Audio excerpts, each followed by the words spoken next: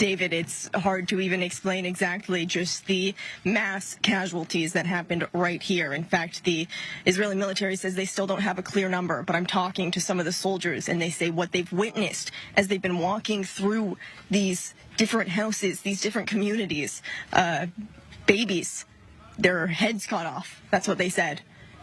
Gunned down, families completely gunned down in their beds.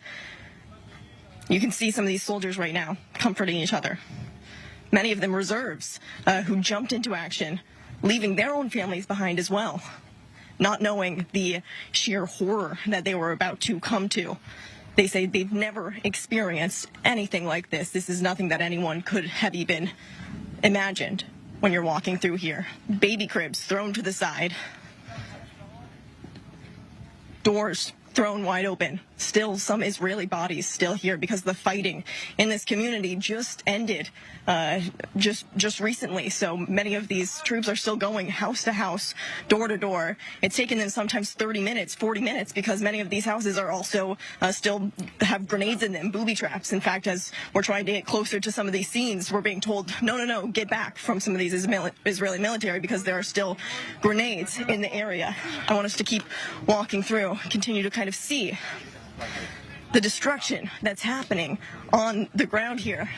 Even something as simple as a soccer net just left to the side here as people were with their families playing. I see in the distance more bodies being covered, all the while as they're covering these Israeli bodies, trying to evacuate everyone else from the territory, taking all of the casualties out of here.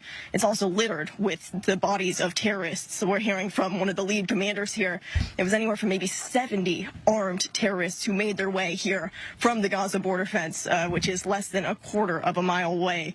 And as I said, the atrocities that they committed, violence with guns, with grenades, with knives, targeting these innocent civilians inside their homes. So for the soldiers here, it's a very, very difficult scene for them as well. As I said, leaving their families behind, but they say they will continue to be here, continue to kill every terrorist who is in the area.